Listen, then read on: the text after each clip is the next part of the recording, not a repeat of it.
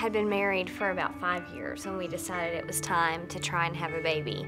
And I think everybody thinks that it will just happen as soon as you're ready for it, but for us that wasn't the case. Right. It took us 2 years to get pregnant with Lila. It was probably 3 hours after Lila was born. And the neonatal special care nurses came in and they said, "We're not sure, but we see some of the soft signs of Down syndrome in your baby." Yeah. I remember sitting there holding Lila and thinking, how dare you tell me that she's not perfect? Our definition of perfect has changed completely, and we still have our perfect daughter. She's just different than what we thought she would be.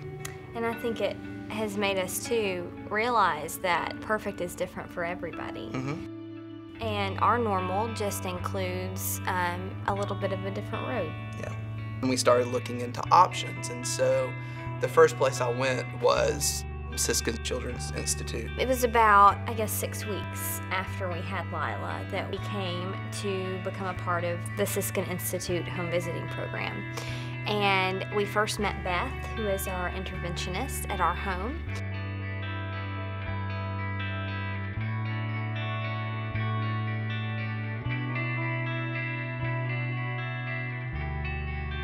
And I'll never forget the first thing that she said. She looked at Lila and she said, "We're gonna be best friends."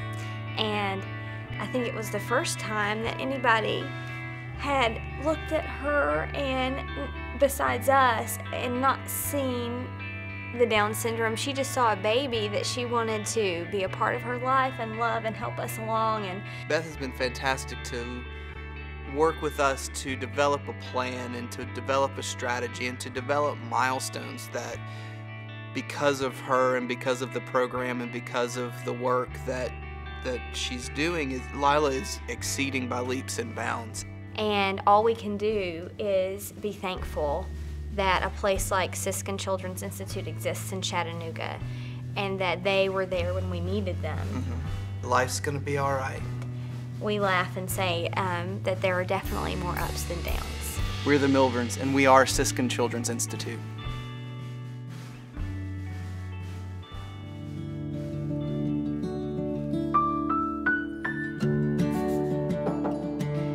I always knew that I was going to be a teacher when I grew up.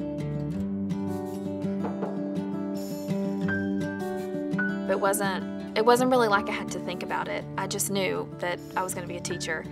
And as I started to get older, I knew that I'm not just going to be a teacher, I'm going to work with children with special needs.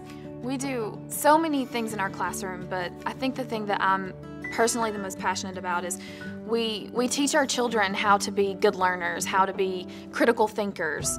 We focus on independence, social relationships, and engagement, and those are the things that children need to be successful. And that's why we need to be successful, even as adults.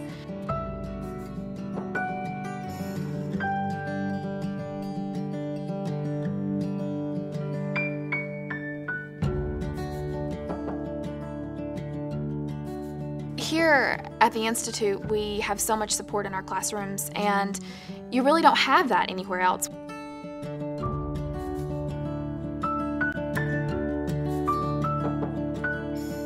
I think as a teacher, all of the kids in your classroom hold a very special place in your heart.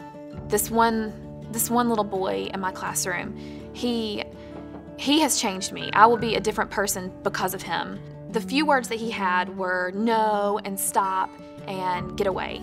I tried everything I knew and I didn't feel like I was being successful with him. We were actually at one of our professional development in-service trainings upstairs for teachers, and Dr. McWilliam was teaching us about challenging behavior. So I brought up this situation with this little boy and told him, I can't, if I'm in the center with him, he's telling me to get away.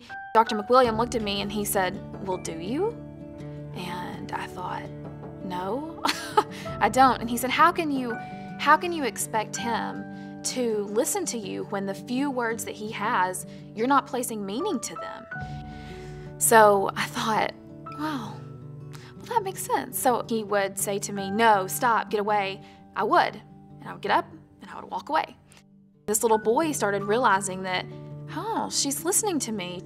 And From that point forward, those few words that he had turned into 4 and 5 words and turned into sentences. And now when he gets to the classroom, he starts talking the minute he walks in, and he doesn't stop talking until he leaves. And it's just one of those moments where you think, wow, this is why we do this. This is why I'm a teacher. I'm Allison Thompson, and I'm Siskin Children's Institute.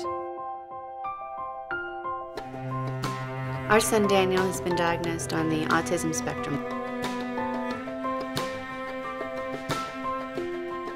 I think his challenges are abstract concepts on fundamental things. ABCs, 1, 2, 3s, things like that come very easily to Daniel, but the abstract concepts, things of that nature cause more of a challenge to him. In that way, he thinks very concretely. Daniel sees things in black and white.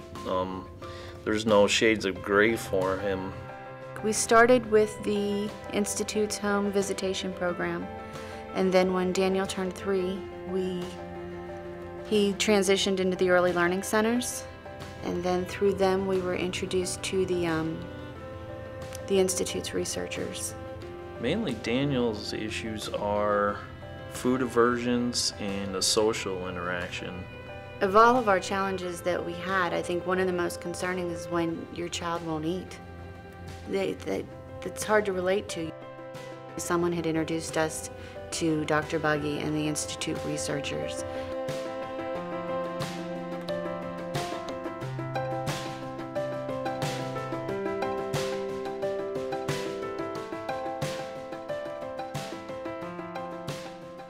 What it did is it started with the basis of being very visual learners, and he videotaped Daniel. He videotaped him eating, and sometimes if they couldn't prompt him to eat, they made it appear as if he ate. We showed this video to Daniel daily, and for him to see himself eating these foods, it made it acceptable. It made it visual for him. Kind of gave us a better glimpse of how his mind worked, and gave us the ability to apply it to other areas.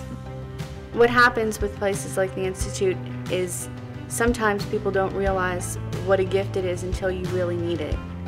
And to have these resources in Chattanooga is a gift. We are the Stevens family. We are Siskin Children's Institute.